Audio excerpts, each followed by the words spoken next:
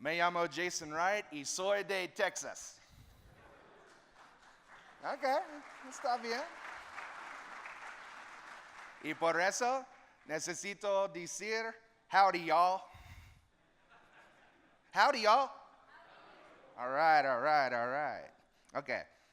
Muchas gracias a me tener aquí y yo estoy muy feliz a ser en su país y ciudad bonita. ¿Verdad? Gracias. Okay, that's all my Spanish. I love learning Spanish and I love to practice, but I find that I speak it a lot better when I'm having cocktails. I don't know, it's a funny thing.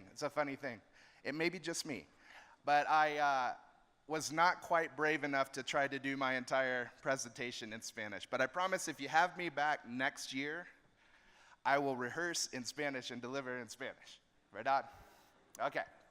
But today, hoy, we're going to talk in English about network security and what's been going on with Cisco. And, thank you, my lovely assistant, Jose. Bravo. Gracias, Jose. Ella es bonita. Okay. Let's talk about network security. Does anybody know that Cisco has gotten pretty involved in network security lately? Yes, you heard that? Yes. I actually came over from the SourceFire acquisition, right? So I've been with Cisco about 2 years now. And I want to talk a little bit about why Cisco finally has gotten serious about security, right? And I say finally because before they were not very serious about security, right? Can we agree? It was like, come on, you could do better, right? You're so late. You're so 2000 late, 2008. They're way behind the curve. But they finally realized that security was going to be critical in order to keep their, in English we say meat and potatoes, right? The core business, how they really make their money through route and switch and building out networks. You can't keep doing that if our networks are insecure, right? So we have to have security built into the network and make it part of the network. ¿Verdad? So the next wave of the internet requires us to have this, and we're seeing real transformations in a lot of different businesses, right? My favorite example is Uber. Do we all love Uber? Do we have Uber here? Yeah, everybody love Uber? Yes. Guess who does not have Uber? In Austin, they voted Uber out. It's like, are you kidding me? It was all about the city wanted fingerprint background checks on the drivers, and Uber said, no, we're not going to do that, and so they left. And I'm like, Austin is supposed to be a technology city, and we kick out Uber. Great. Good job, Austin. I love Texas, but I was very disappointed in that. But that's not the only one. But they use technology to change the business and just leapfrog an existing process. Because taxi cabs suck, right? It's awful. So using the technology brought a whole new business model based on the internet, based on Internet of Things, mobile devices, based on being able to track the cars and use the internet to summon them and communicate. Amazon.com, love Amazon, right? I can order anything. I have it there tomorrow. Pretty soon they got the little drones going to come and drop my little package off at the doorstep. I can't wait to shoot those things down with my signal blocker, capture a drone. What else we got? PayPal, Pandora, love Pandora. I don't have to play music anymore. Yes, Netflix. I don't even have cable anymore. Wait, I shouldn't say that. Does Telmex offer cable? All right, but I do have their internet connection, the super fast, expensive internet connection, right? Okay, so that I can watch my Netflix. But it all uses the internet, right? These are all great examples of how we're using the internet. And we are not the only ones using the internet. The hackers do it too, right? And they're getting smarter. They're getting much more educated and more well organized. They're actually organized like a business these days, right? They have different departments and management, and then people that do all the work like me, right? They have different departments that are responsible for vulnerability research and for writing exploits and for disseminating and advertising and for putting the malware out in the right places so that you can get infected. And they are even so well organized that they have tech support.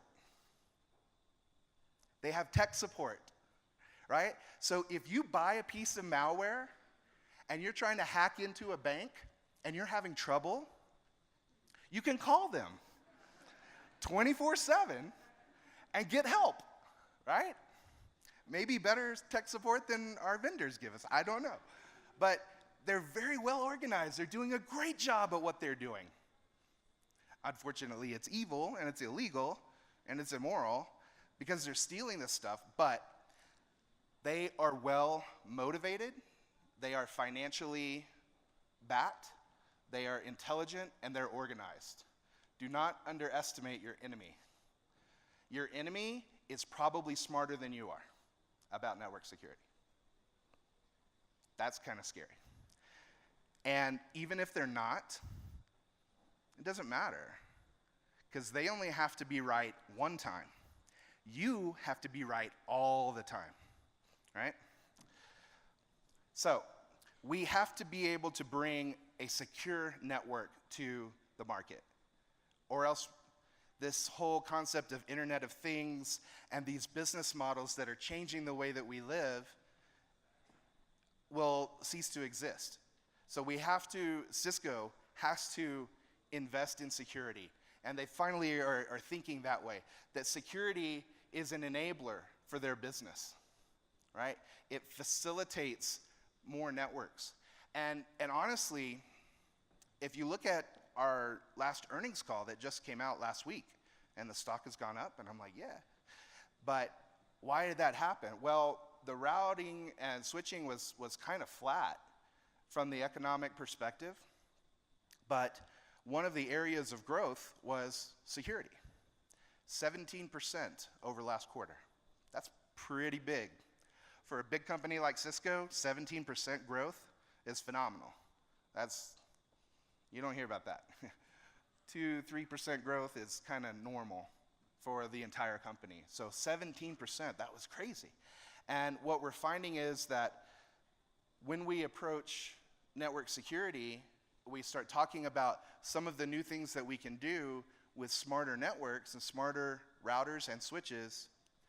The security is actually driving the refresh of the network, right? So that is happening, and it enables secure businesses. It enables all of these capabilities, and so that's why Cisco is really investing in network security. John Chambers has stood up and said, security is our #1 priority, right? That's a pretty big statement from a pretty impressive guy who I got to meet one time. I was so scared.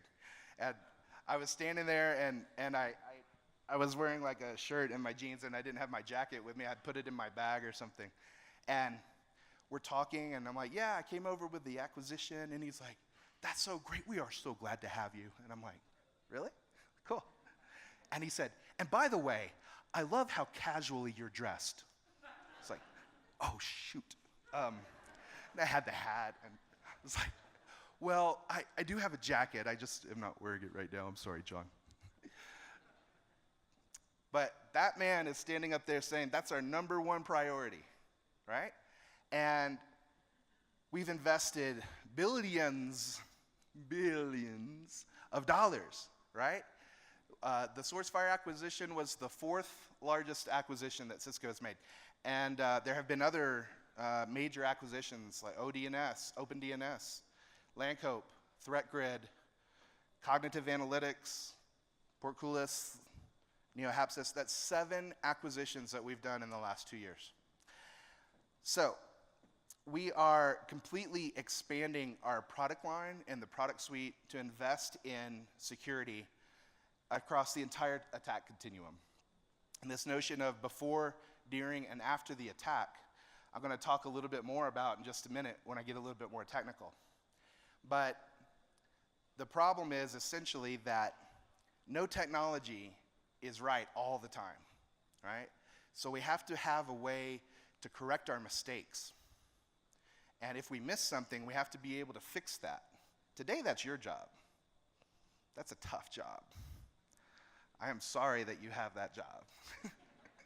I don't want that job. That's a hard job. But we're building tools and capabilities to help you do that in an automated fashion and faster and more, más rápido, ándale, ándale, right? Everybody knows Speedy Gonzalez. And across all the different capabilities. And that function is really enabled by visibility. How many of you know every application and operating system that you have on your network right now? Anyone?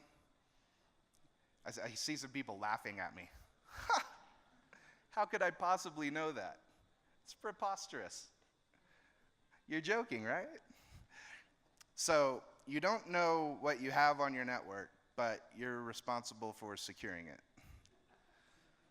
Again, I don't want that job. Y'all have a tough job. So one of the things that we're trying to do is build in visibility.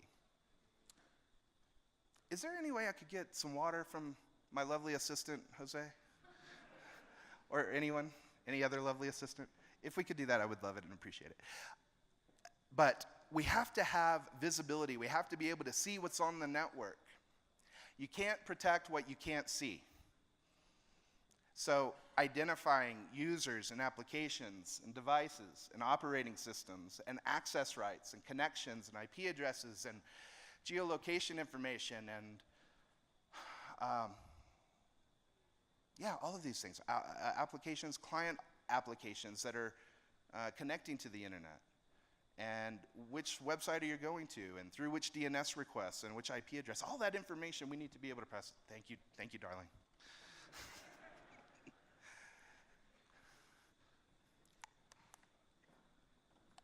So we have to be able to see that stuff in order to protect it. That is very important. And so that is one of the aspects that we're trying to build into our security technologies. But you could have the most visible security products in the world that can see everything about your network, but you still have to have a group of people that you trust that are building the updates and keeping the protection up to date, right? Current. And so our Talos group has about 300 people in it right now. That's a huge security group of people that are working around the clock and across the globe to identify all these different threats. And you see the number of malware samples that we're analyzing per day. We're actually identifying more malware every day than Google processes search requests on a daily basis. That's a lot. A lot. So the key to that is automation in our back-end systems, and so we have all that. We're building all those. And then we need to share that intelligence and share that across our entire product line so that if we see it one place, we need to block it everywhere, right? So sharing that information. Sharing the visibility that I showed earlier. The visibility, in our marketing terms, we call this contextual awareness. The context and the awareness of what's happening. It's not just a guy going to the internet.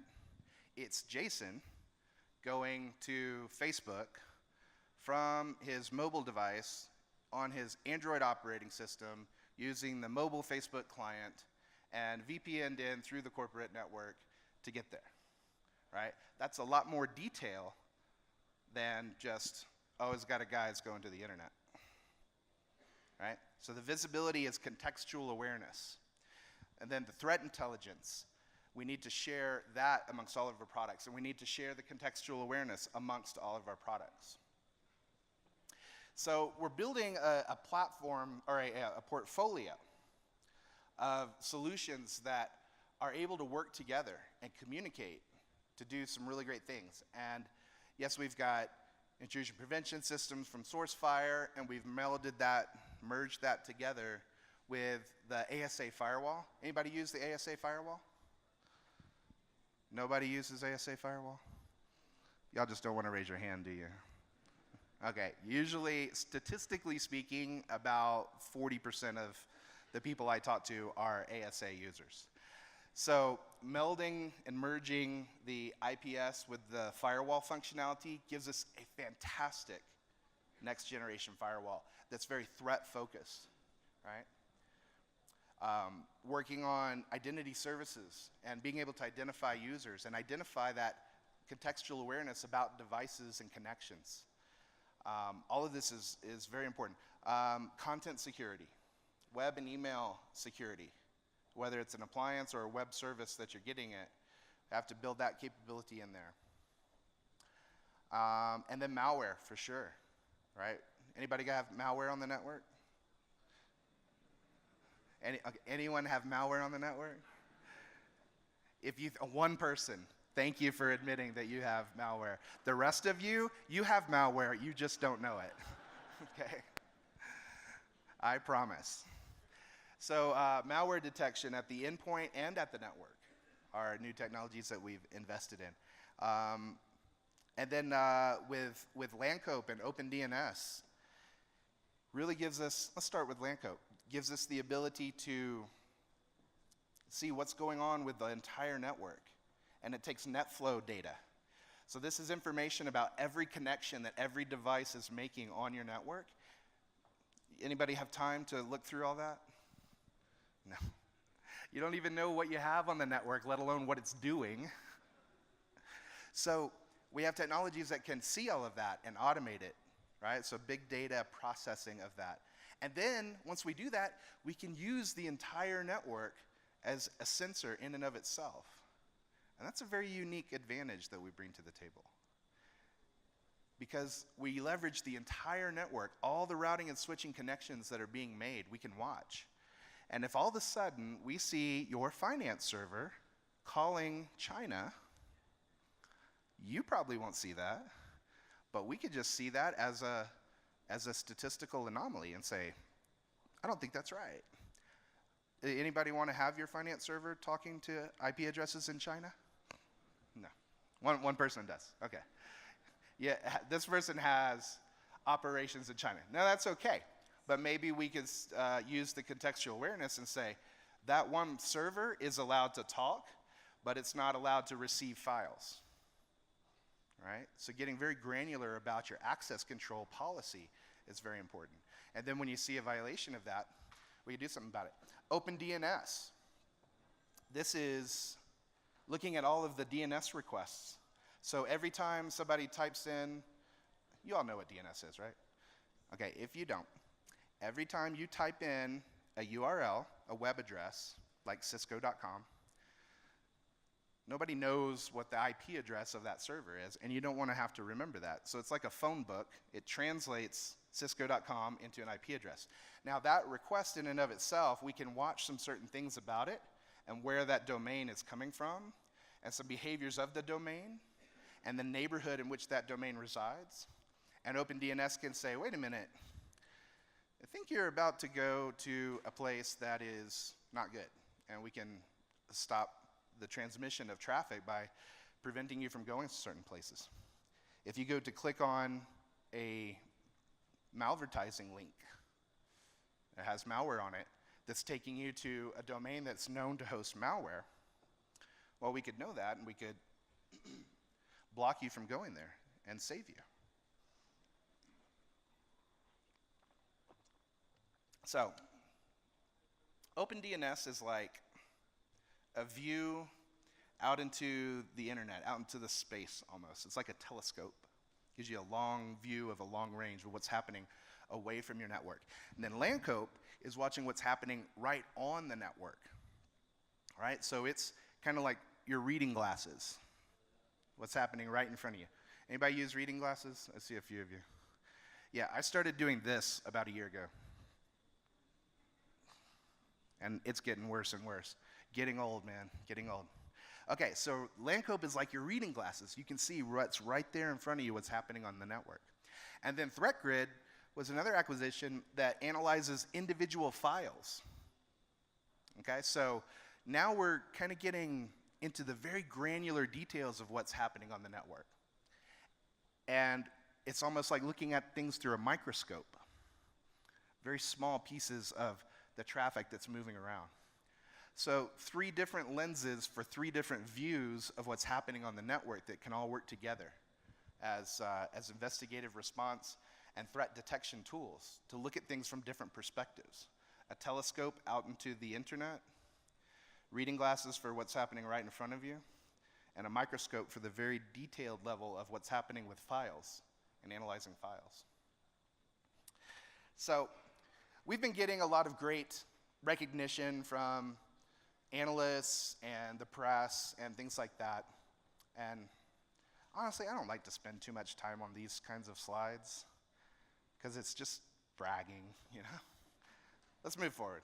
Let me tell you why we're doing good. We know that there's a huge market opportunity for network security. And I was talking to a partner very recently that doesn't sell security in general.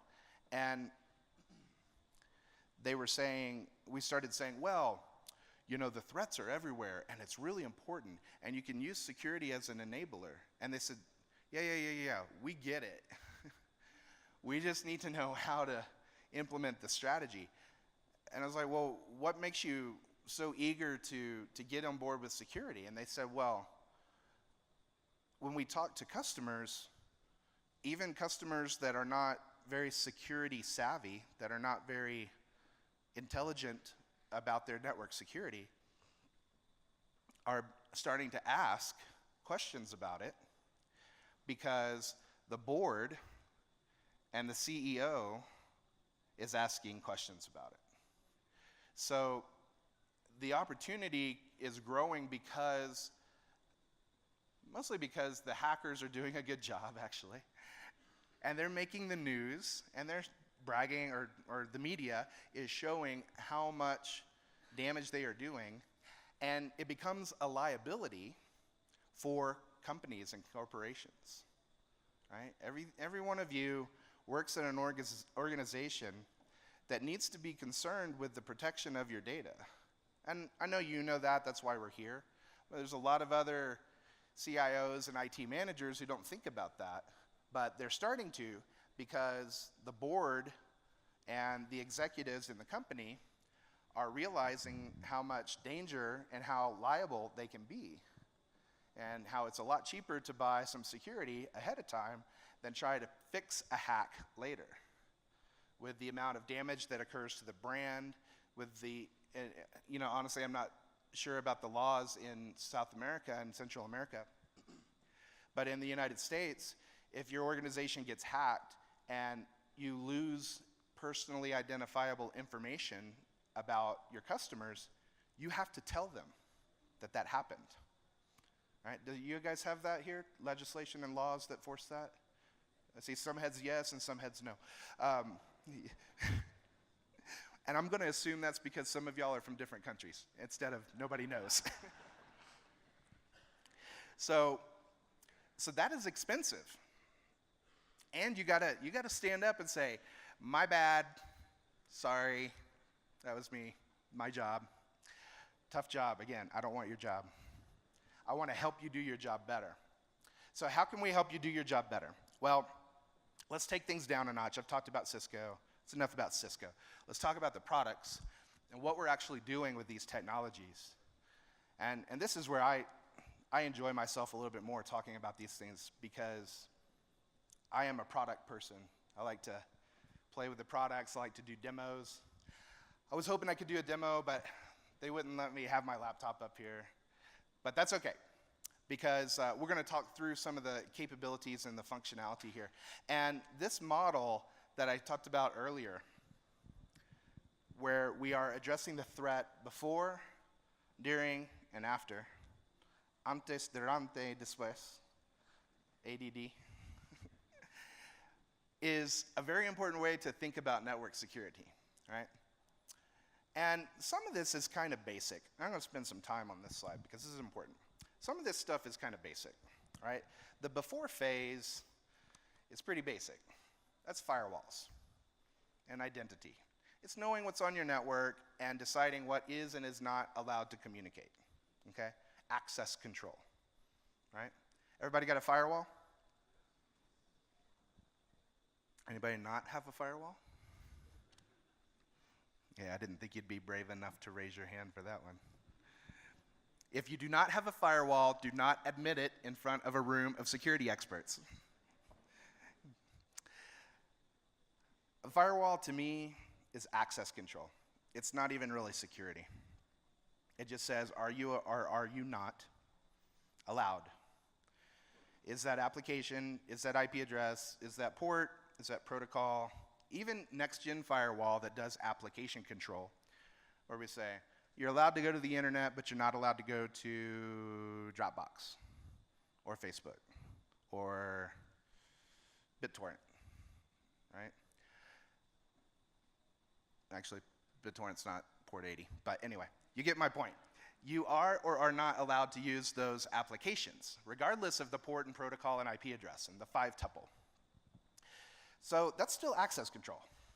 And to me, that's like the deadbolt on the front door. Everybody got a deadbolt on the front door? Yes.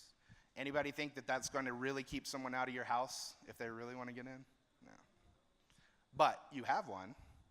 You don't leave home without it. So it's a foundation. It's a good first layer. But that will not save you. And honestly, I'm getting a little tired of hearing people talk about, oh, I got a firewall, so I'm good, I'm secure. No, you have access control. You got a deadbolt. You are not anywhere close to being secure. What you need to be secure is threat control. And that's what happens after that first phase. So if the firewall is a deadbolt on the front door, then the during phase is like a camera watching what comes through the door. Or a security guard that might stop and say, okay, you're allowed in here, but what's your name? No, I'm just saying. The security guard would say, what's your name? Where are you going?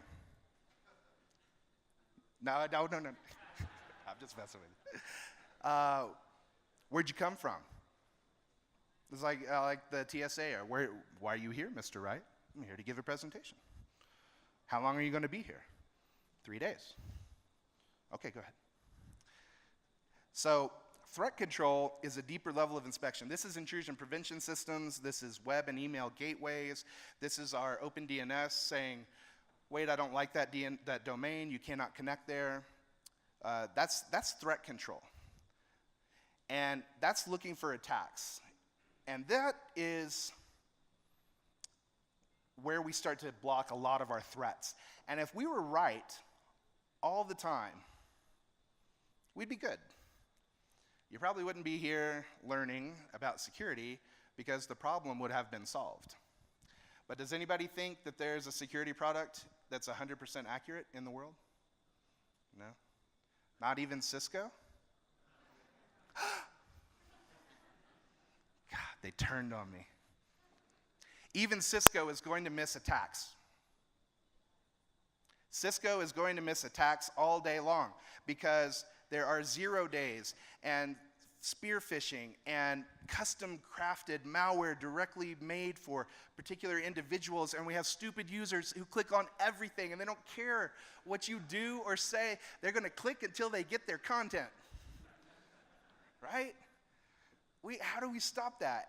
You know, as long as we know about the threat ahead of time, we can do a pretty good job of stopping it. If I know that file is bad, that IP address is bad, that traffic pattern is bad, that connection is bad, that domain is bad, that traffic pattern that's trying to exploit a vulnerability on an operating system, if I know that's bad,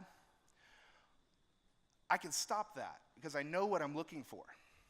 And that's what we're doing in the during phase mostly. But there's still threats that we don't know about. There's 0 days and brand new files.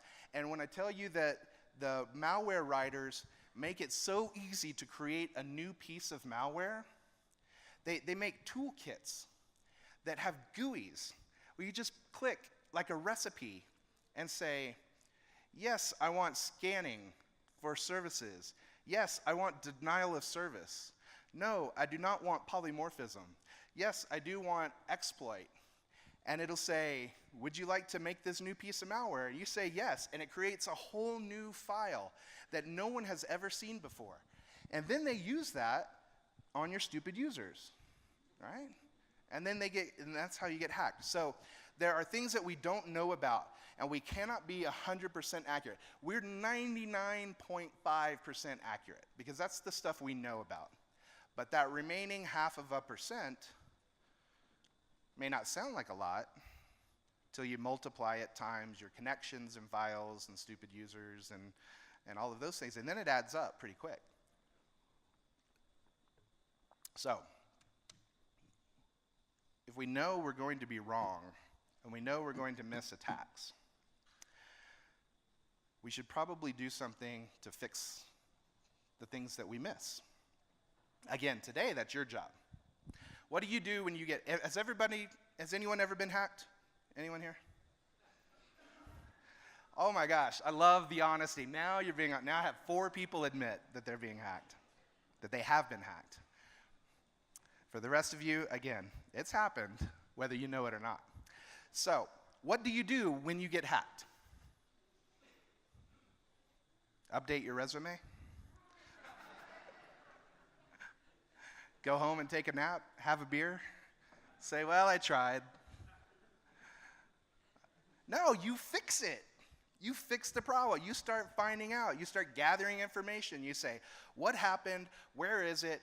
What portions of my network are infected? What information got out? What caused it? What vulnerability? Or how did it happen? You close that loop. You notify everybody, you do your research, and you stop the problem, and you stop the bleeding, and you fix it, right? That's your job, boiled down in a nutshell. You got all these great technologies to do the best job they can with 99.5%, and then the other 0.05%, 0.5%, carry the 2. The other 0.5%, when you do get hacked, you have to go fix it. And what we're trying to do is build in tools that help you see better, help you identify the problems better, and actually even start to fix the problems for you automatically.